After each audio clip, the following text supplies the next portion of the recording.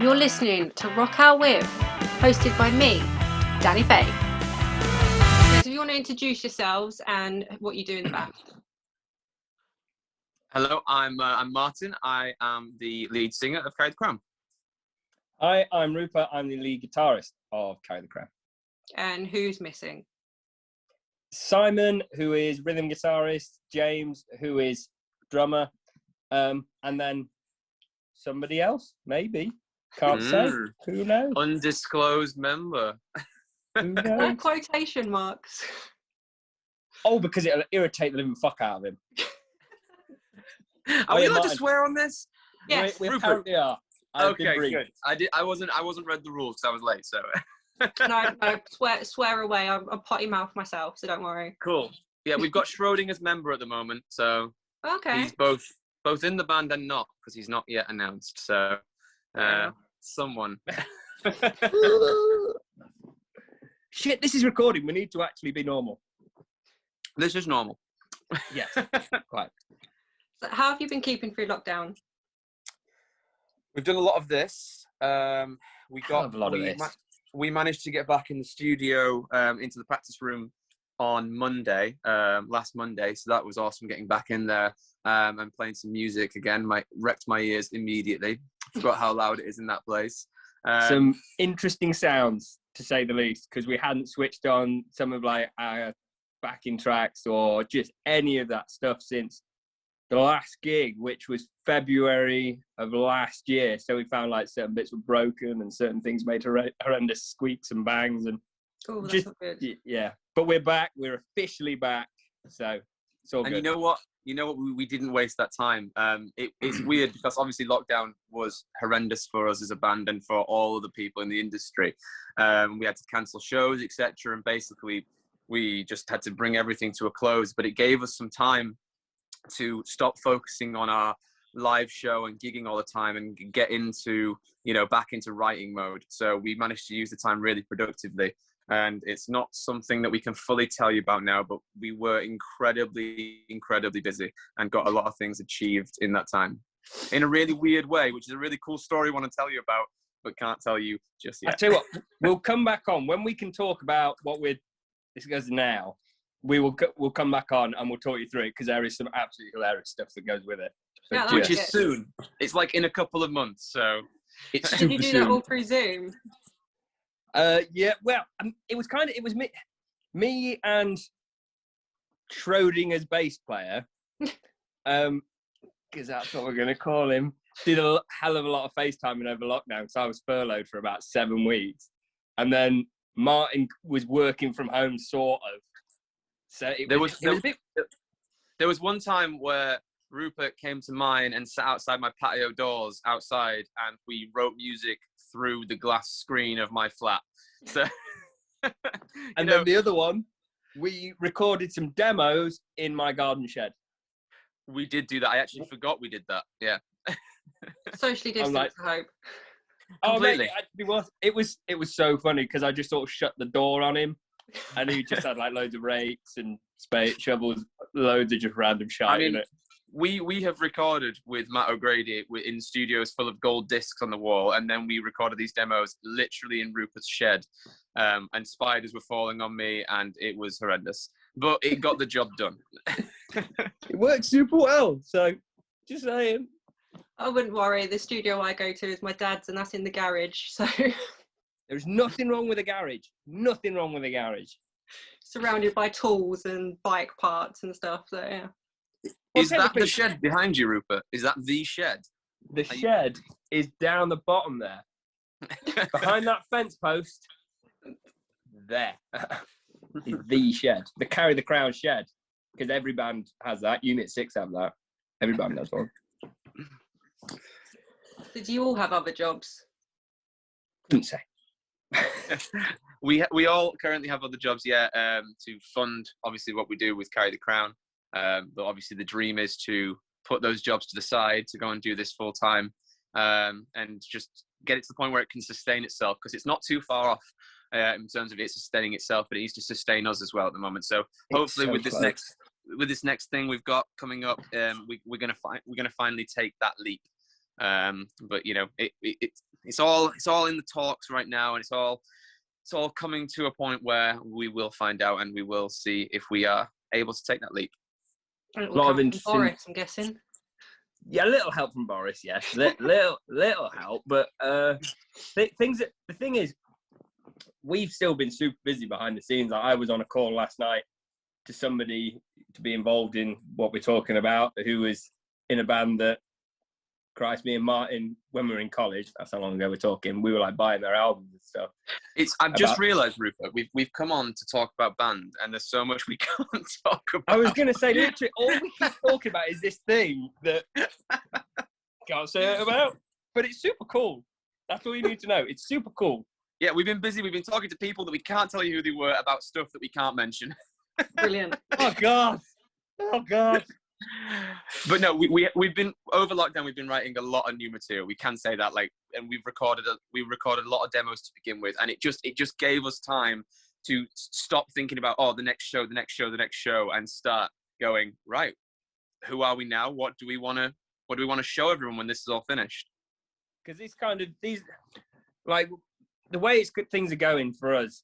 These last, I don't know about how you look at it, Martin, but I've kind of looked at it as, if you look at our videos and stuff, you can see us evolving, and gradually, more and more, you can see we become more comfortable and the shows become more polished. And it's at the point now where I think probably the stuff we're talking about for what's coming next it's the version of the band that we've all wanted it to be, but it's happened super naturally.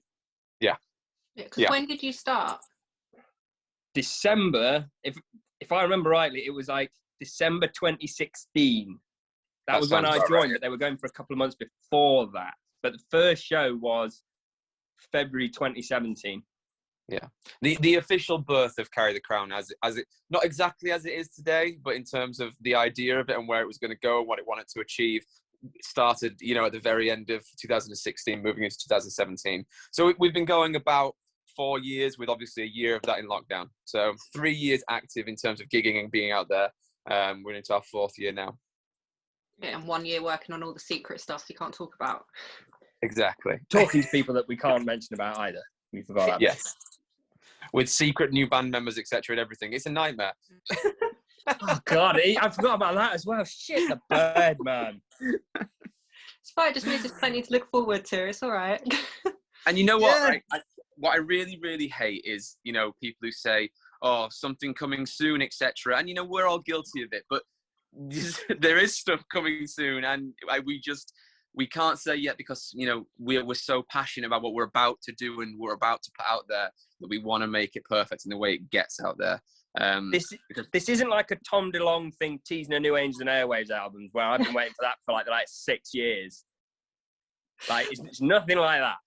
This is like happening soon. Super soon. Right, so stuff you have done then. Let's go to stuff you can talk about. Stuff we have done, we can talk about. We can talk about stuff we have done.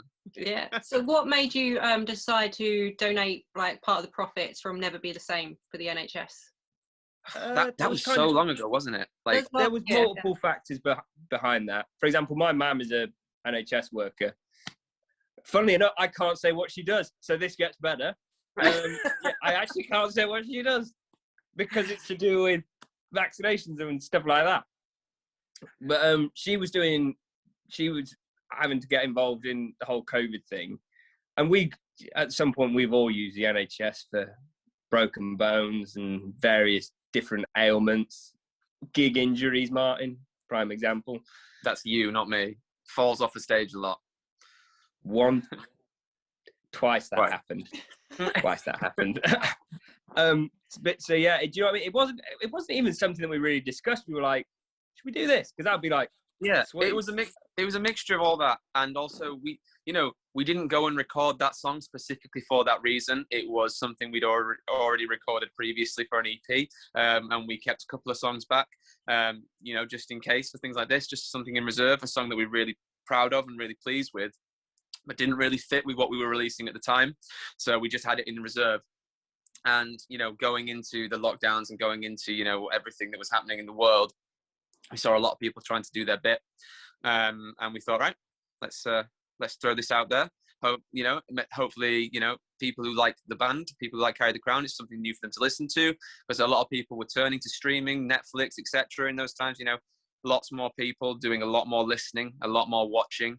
And if we could get something out there that people enjoyed, but also do a bit of good with it, then great. Winner, chicken dinner. Martin, could you imagine if we'd have managed to get that on the soundtrack of Tiger King? Mate, think of the money, man. Yeah. Thing is, though, references are so weird, because that reference is at the very start of like lockdown 1, isn't it? It just feels like ancient now.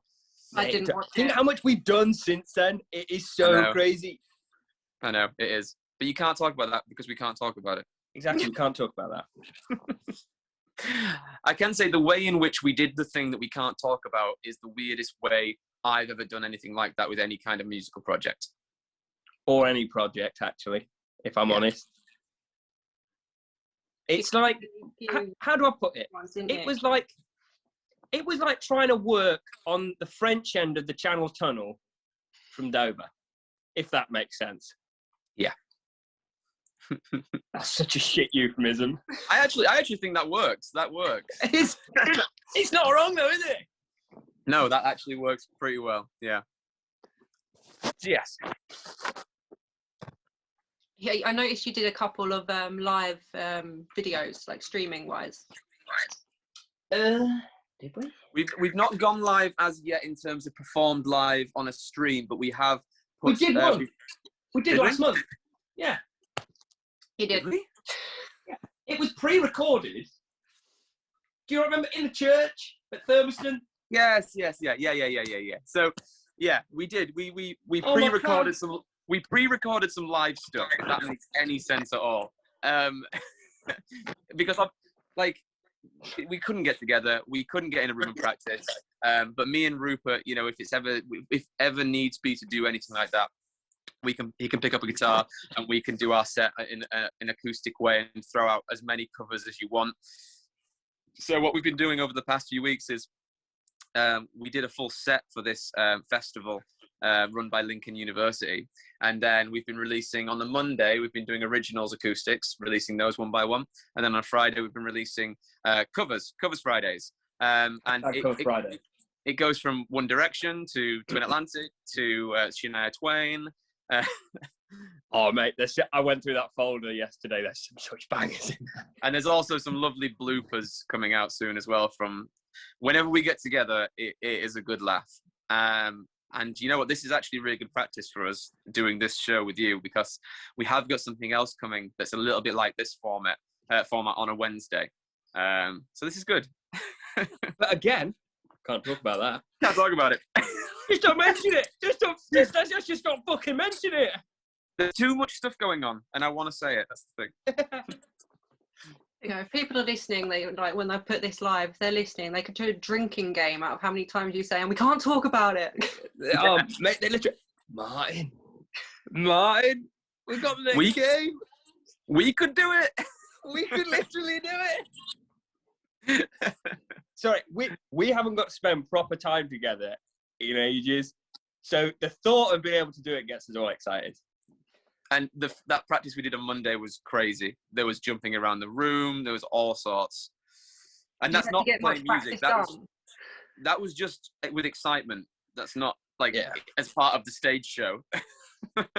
Turns out, though, certain things have changed. Since over a year of not gigging, some things have changed. For example, my knees hurt now. That didn't happen before. I'm not as fit as I was. I've now got to start working out and trying to actually get myself physically fit to go on stage again. Because jumping off a cabinet, I want you to know, Rupert. It's really not. I want you to know, Rupert, as difficult as for you, I'm also out of breath because I'm also unfit and I have to sing. So I'm like, some of because I do harmonies to Martin, some of them were dreadful because I haven't sung properly in so long. My voice was just cracking. It was like you know what though? It wasn't as bad as I thought. No, I didn't think it was. I thought it was really bad, and it wasn't. It actually sounded pretty good. Obviously polishing, but pretty good. Got to get tight. Yeah. But we play to a click, so. Sorry, I'll behave. So what's your favourite song to play? Ooh. Ooh. I have mine. Bitter. You can choose yours. Do you want me to speak while you pick yours? I'm just thinking, because it used to be Say You'll Stay. Because Okay. it was just bouncy and what have you. But now it's probably a toss-up between Karma and Hometown. Karma Yeah. because we enjoy playing it. Hometown because that live reaction is just... Yeah. Wow. Well, my reason's the same. My one is Karma as well. But the reason is slightly different because Hometown, we have great interaction with the crowd, and you know, they come with us on that song, and they get down on the ground and they jump up with us, and I'm in the crowd, and I've won bucket hats and everything at these festivals and been in the mud with everyone during that song. But for me, it was one of the first moments after Karma had done really well on Spotify, etc., and people really started taking note of us as a band. And we did a show. I think I want to say it was in Lincoln, but I can't remember, which is our hometown. And we started playing the first few notes of Karma, and there was an audible reaction from the crowd. It's like, oh my God, they're playing Karma, they're playing it. And that was the first time for me that like I'd gone, oh, yeah, okay. Yeah, I forgot about that. People are really jumping on board with this. And then you hear them sing back to you. And yeah, we've had that before in bits and pieces with, you know, people who like us and know us. But then it started happening on a bigger scale with people who don't really know us personally. And that's when, for me, I thought, oh yeah, okay, this is really hitting home with some people. So what about your cover songs? Oh, We don't, mate. Oh. we don't do any gigs though, particularly. Yet. Yet. It turns out, we didn't know this before, but Shania Twain sings our truth as a band. So big up Shania if you're watching, which I'm sure you are. Hey babe. This is why we can't be together. This is why we can't be together. It literally is. But yeah, to be honest, Martin, how many different covers have we done? Because in the rehearsal room every now and then, I just chuck out a riff and then Martin will You'll go. play it, and if I know it, I'll sing it. That's it. We had to do a really last minute on the spot gig once, and we didn't have any songs before we went on, and we did about a 40-minute set near enough. Of just songs. We just spoke to each other and went, Rupert, do you know this? And he went, yes, sort of, and then we just did it. A lot of feel was involved in that. Hell of a lot of feel. I think probably one of my favourite covers that we've done, probably You, Me at Six, Live to Lie, because it's an absolute belter. Yeah. My favourite one is Crash Land by Twin Atlantic. Yeah, Crash Land. That's my favourite one to cover. In terms of audience reaction, because it's just funny, we really like Friends. Both of us do. I knew you were going to say that. I knew you were going to say the Friends theme tune. Just because. It's one everybody knows, isn't it? Yeah. Mate, we did it once as a joke and everyone went mad for it. We were like, what the hell? It was only a joke. But yeah. So I'm probably going to regret asking this, but what's the most trouble any of you have ever been in? Band-wise? Yeah. I was going to say, outside of band, 100%. Neither of us are answering that. I think band-wise, there was one gig where we were playing an outdoor festival type thing, and I wasn't in trouble, and Rupert wasn't in trouble, but the other members of the band did not set off in time to get to this show. So me and Rupert had to go on as a two-piece, and this was where the story came from, where we had to fill a 40-minute slot. So we didn't get in trouble because we did it. The others got in trouble afterwards. They turned up and we were on stage mid-show. So they became audience members. Made them sing though. Made them fucking sing. And that is about as much as I'm willing to admit to. Yeah. Other than that, well, like I said, we still have jobs, so we cannot say all of it. That makes sense. So what's the best advice you've ever been given, just in general? Right, let's be honest, Martin. It's going to be something that the Oracle has told us. Yeah, it's going to be something from Mr. O'Shady. The legend himself. We've actually been really, really lucky to have a few really good people guide us from when we've been getting started. We have a guy called Sean who runs Low Key Films, who does all our videos, and he's advised us from the very start. And we've been so fortunate to work with Matt O'Grady. And literally anything that we get involved with, we run it past either Matt or Sean, depending on what the thing is about. They're great dudes as well, to be Yeah. honest, and they want to see us do well. Like the thing with Matt in particular, Matt's obviously done some pretty incredible stuff. Like everybody knows the album "Sinners Never Sleep" by Amy at Six. Everybody knows it. And, like he's done albums of that level where there's like almost like millions of dollars involved, and he gets just as excited about working with us five idiots as he did about that. And you know what? I think the best thing that we've ever been told, but I think we're reasonably good at this as it was anyway, but something that I think every band should really take to all their shows and everything is just treat everyone like you're the nicest people in the world, and respect everybody. Doesn't matter who they are, who you're working with, if it's sound engineers, if it's lighting people, if it's stage hands, whatever. Just be decent to everyone, and I don't think it's advice that we necessarily needed. But we've seen other bands that we've toured with or whatever, or been on shows with, or just met in passing, where it's not being quite like that. And I think it's so important to be that way in this industry, and help pull each other up. So if one goes up, the rest goes up around.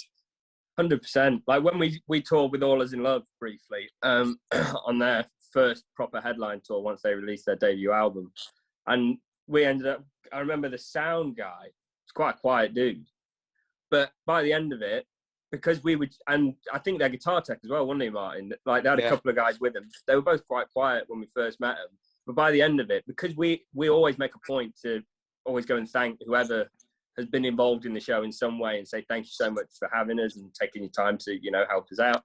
We got on really well with them. Like for example, Michael, their tech, I think I've got him on here, and I know for it, if we need a tech, he's a phone call away. That's it.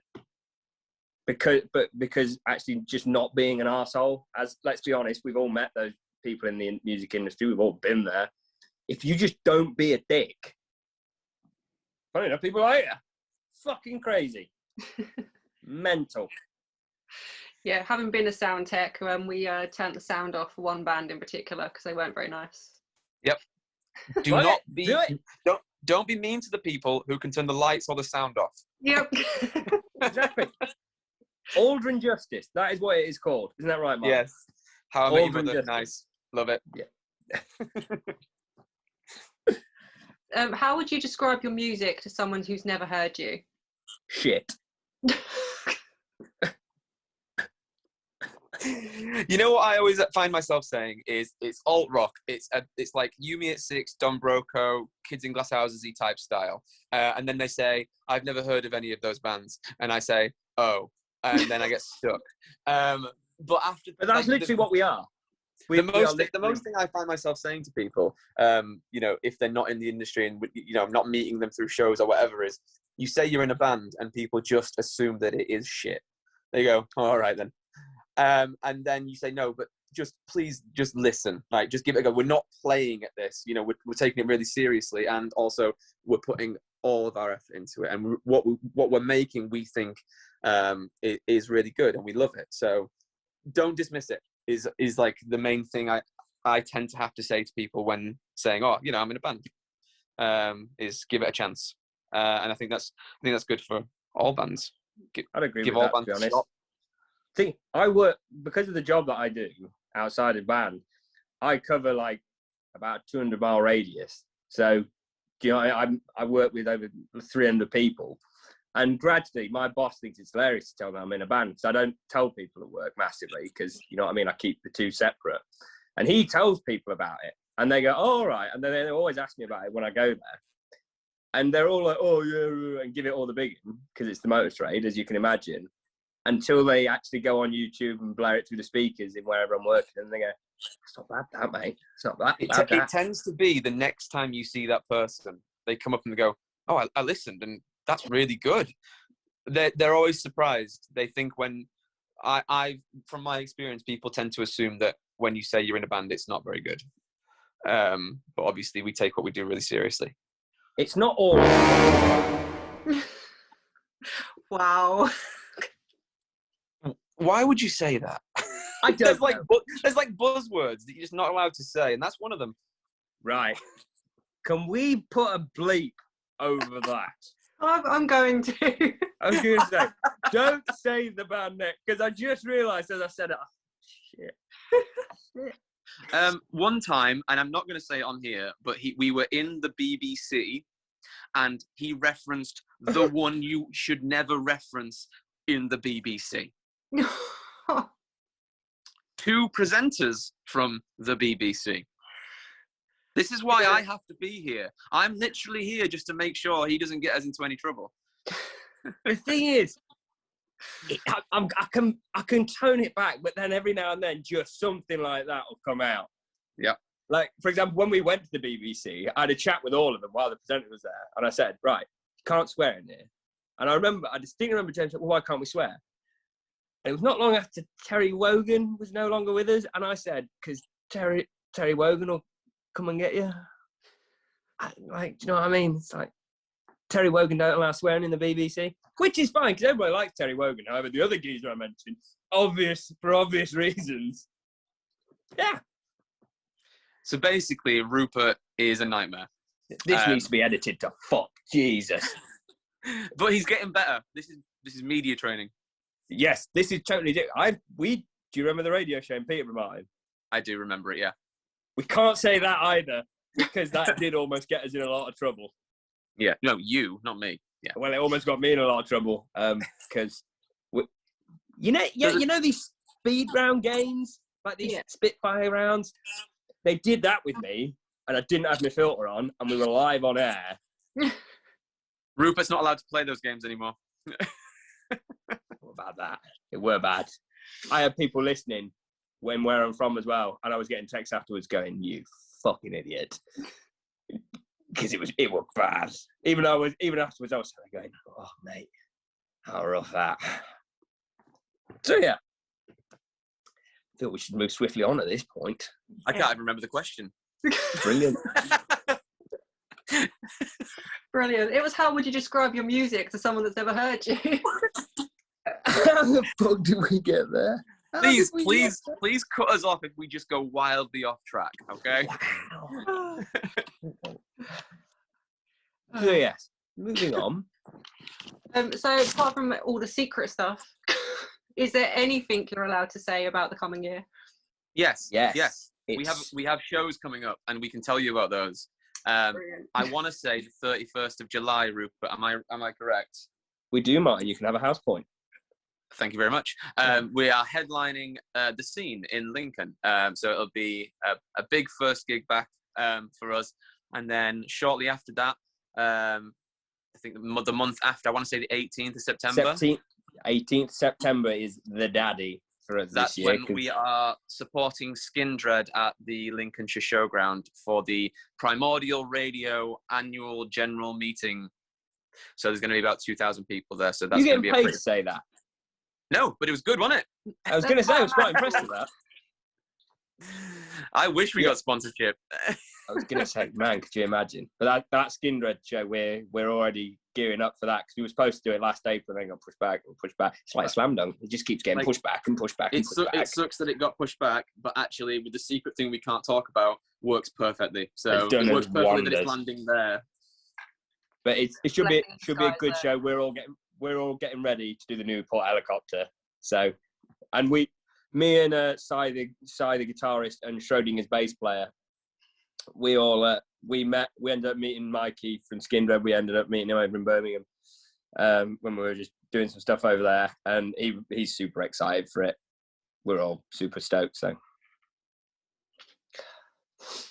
you've got to get a lot of practice in between now and then. Oh, yeah. You don't even know, man. Like, Jesus. Well, last practice was basically spent making the equipment work again. So that's where we're at. Martin, it's arrived, by the way. Good. The thing that literally died in rehearsal, which then caused a lot of gaffer tape to come out, it arrived. I literally stood there in rehearsal and went, fuck this, and just ordered it on Amazon. $2.99, make it rain. Oh no! So with the gigs you've mentioned, where can people get tickets if there is tickets?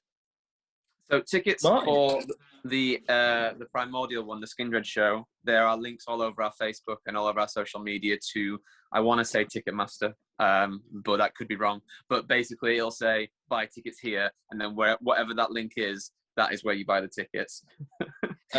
With the gig at the Scene in Lincoln, that one is going to be ticket on the door, first come, first serve, and potentially we discussed, didn't we, Martin? Yeah, say it. Why not? First, this is something people. this is something we can talk about. We can talk about some. Yeah, first 20 people through the door get a free Karma t-shirt that I don't have with me currently, but they're super cool. So yeah, first 20 people through the door get a free Karma t-shirt, but it is purely first come, first serve. So there you go. So not the bombshell news, but still something we can say. And that has not been told anywhere else. Also, we only discussed it, so that was a quick look at one another and go, fuck it, should we do it? Yeah. Oh no! Could you imagine if we worked for the Telegraph? We would be in trouble a lot. You would not get a job there.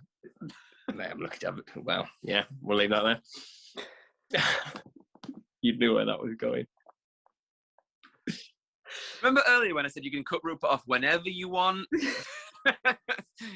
We need a button. You know, like on is it Britain's Got Talent where they buzz that thing? Yeah. I need one of those. That shows how out of touch we are with modern life. When we is it Britain's Got Talent? Is that it?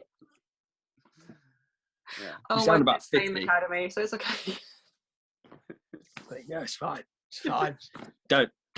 I can't believe I'm about to say this. I'm in an old rock band. Mate, Glee popped up on my phone the other day. I went, it's not bad, that. It's not that bad. It's really not. Just say, it's not that bad. Bit of Rick Just realised Springfield. I'm sitting in a room where it says Dad's man cave on the wall, and I'm not a father. So I was going to say, that's going to confuse everyone. You're still not at home, here. I'm not at home, no. He wasn't at home 4 hours when I spoke to him. 4 hours ago. Anyway. Hey, I made it on the call. We're here, look. You did. You were late. You're here. Yeah. So other than Glee, do you have any other guilty pleasures? So many. Yeah. Yeah. So many. So How I Met Your Mother is a big one for me and Rupert. We love it. We quote it all the time. What else do we talk about? What else do we like? None of this will matter. One of my famous singers. Oh yeah. So is that a Family Guy quote? Yeah. It is. Asked them if they could put a rail up. Do you know what they said? We'd be leaning. Basically, we're now one of my quoting famous Family singers. Guy. Friends is a big one. Have you seen these hoodie things? You know, the big oversized jumpers? Yeah. Yeah. I've got Friends one of them now. Right. Rupert Amazing. loves I want to say American football. Yes, Cleveland Browns. I want to say the Browns. Yeah, I literally do. In terms of musical guilty pleasures, though, that's where we come into a league of our own, because there's some shite in there. Oh yeah. We range from musical theatre up to death metal, I would say. Blood Brothers got some bangers in there. Also, I anything that's got superheroes in it. Now, this isn't my room, but if I can switch this camera around, this is what I would want my room to be like. Yes. Yeah. Dude, he's done such a good job. I hadn't even seen the photos of it yet. There you go. I'll text him in a bit. But yeah, music-wise, Wicked is one of mine, the musical Wicked. Oh, I've recently, over the past couple of years, been, I'm going to say, forced to listen to the Jonas Brothers. And you know what? You did say it. They're really, really good. And I've even watched the documentaries, and it makes the music hit harder. But mine aren't like that. Just say, I haven't done Camp Rock. I've seen the clips, but I haven't watched it. Mate, Or maybe I have. You know, I'm just in a blur of Jonas Brothers. I'm just going to turn the light on because it's kind of dark. the other day, I was at work. Will Young come on the radio. Every word, mate. Banger. Yeah, it's a banger. Every word. I think I better live right now before I fall any deeper. That's not my actual singing voice. Please come and see us. Buzz.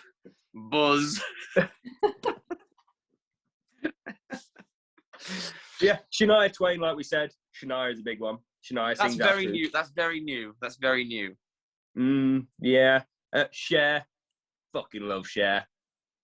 I've even got Cher on vinyl because, you know, to get the ultimate Cher experience. Spandau Ballet. ABC. Who else is good from the 80s? Rick Astley. You've got to get Rick rolled. Chesney Hawkes. Don't mind a bit of Chesney. I really like Adam and the Ants. Yeah, Adam and the Ants. Boomtown Rats. I've seen them as well. That's bad, that. Bad. Even I judge myself for that.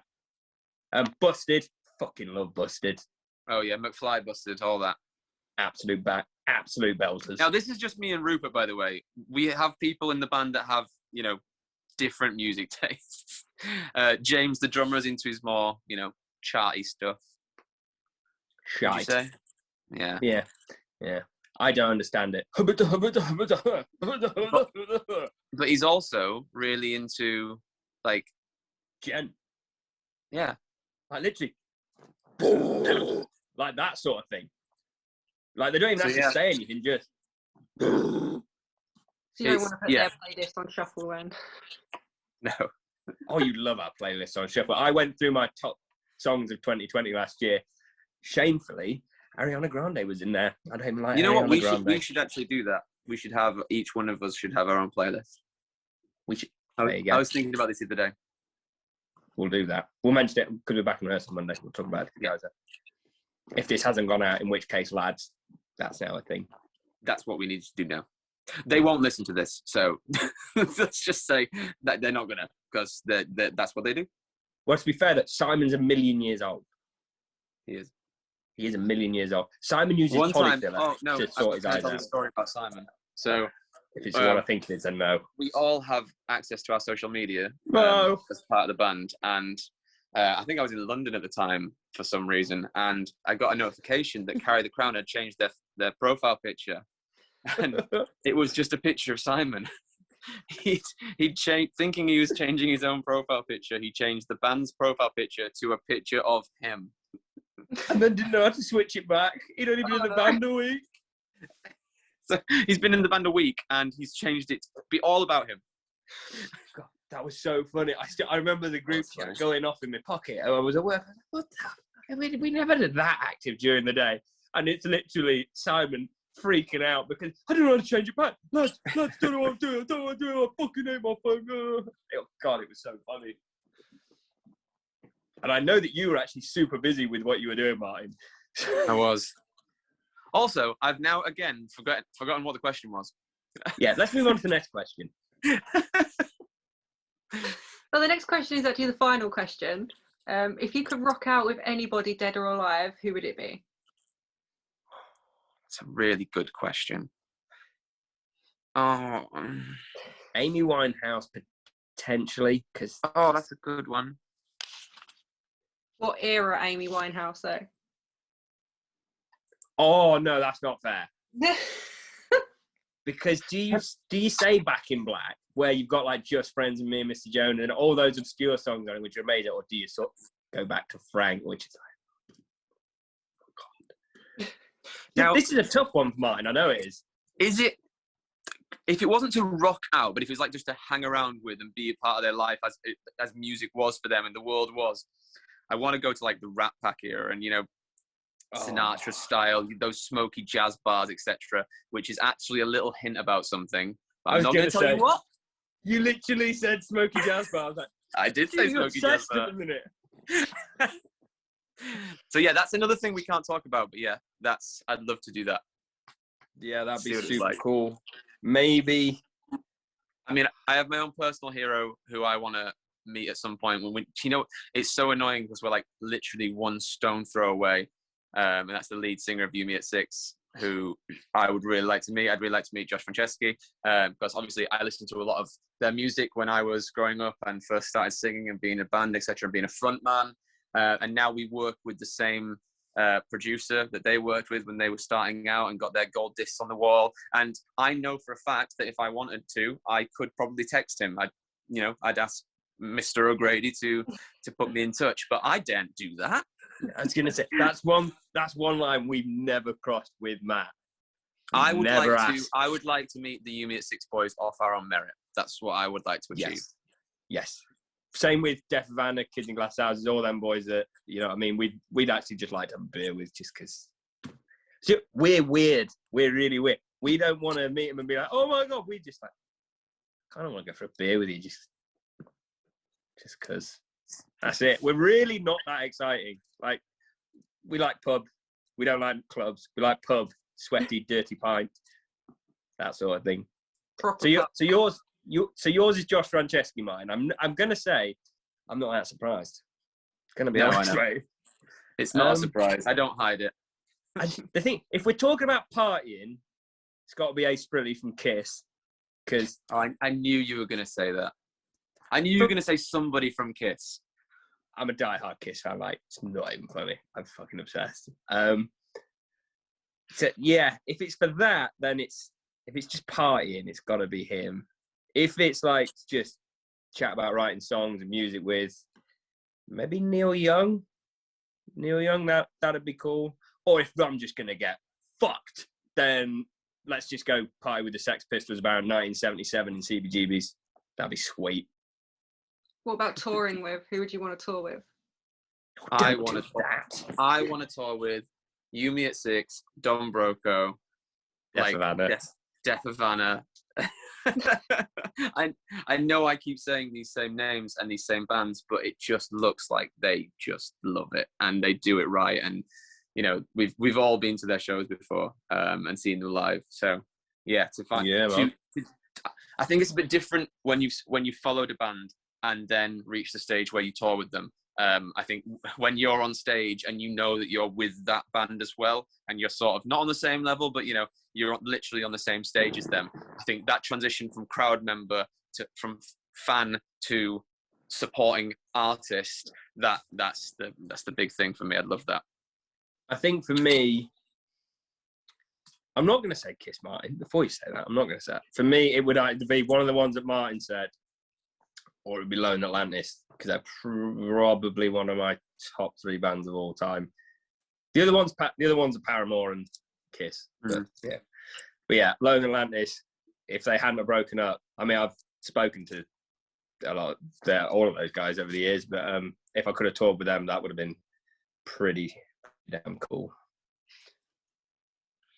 Well, actually, saying that, Ben's got a new project going, so if we can blag our way on that, there's a little job for Matey Boy. If he's listening. If he is listening. Yeah, if we could get on that, because that stuff is badass. For people who are listening to this, go check out Paper Mill. They are so fucking sick. Or Mike's new project, Headache. Badass. Cool. There you go. They should pay us for that. I'm just up their thing. We've done loads of sponsorship. Also, while you're here, viewers, listeners, whatever you are, head to Carry the Crown's official Facebook page now for all the latest gossip on what's going on within Carry the Crown. We're also on Snapchat, Instagram, and TikTok. There you go. Was good. That was really good. Not bad, is it? You can tell I've been doing more on TikTok. Just so you know, we have TikTok. Don't know how it works. Really don't. We currently have Acoustic Mondays and Covers Fridays, and soon to be Something Wednesdays. But you can't know about that. Or 90% of what's been mentioned. Basically, if you could just bleep this whole thing. That we royally fuck this. We've been on this for like 40 minutes, 50 minutes, and I think about five minutes of it is broadcastable. Yeah. What is wrong with it? See, I'll just make it a drinking game. It'll be fine. That's fine. Well, that's good. Yeah. The thing is, you've actually got the good version of Carry the Crown, because you get the other 3 on, and they egg us 2 on, and we then egg them on as well. So, trust me, you're better having less of us. It would have been chaos with all of us. Oh God, could you imagine? Shit, the bed. It wouldn't work. We wouldn't do anything. Can you imagine how would Schrodinger's cat have even done it? We'd have I had to feel like stick a cat it on. would have become. I feel like it would have become us just talking and being idiots, and you just watching. There would be no questions. Mm. But it's okay. This is the most structured version of us. That's fine. Apart from certain things that have been said, which are now going to be bleeped out, for the love of God. Please bleep them out. Can you imagine if that That will goes be out? bleeped out. Thank fuck for that. Good God. But yeah, we've been Carry the Crown. This has Love been you, Danny bye. Wallace. Say love you, bye. Oh, sorry, love you, bye. Love you, Hey, bye. that's a great way to round it off, isn't it? Thank you for coming on, guys. Thank you for Thanks, having John. us. You're more than welcome. I tell you, once something's happened or has not happened, we'll come back on. So what? If you keep an eye on our Facebook. If you'll have us, because after this, we get it. Yeah. If you don't want us back. If you want us back, that's cool. Then just keep an eye on our Facebook, shoot us an email, and we'll gladly come back on. We're more than happy to. Isn't that right, Martin? That is correct, Rupert. Yes, there you go. See, look, we can do it every now and then. Just know we're at the BBC. No, the one place. Oh dear. Right. Okay. So thank you. Thank you.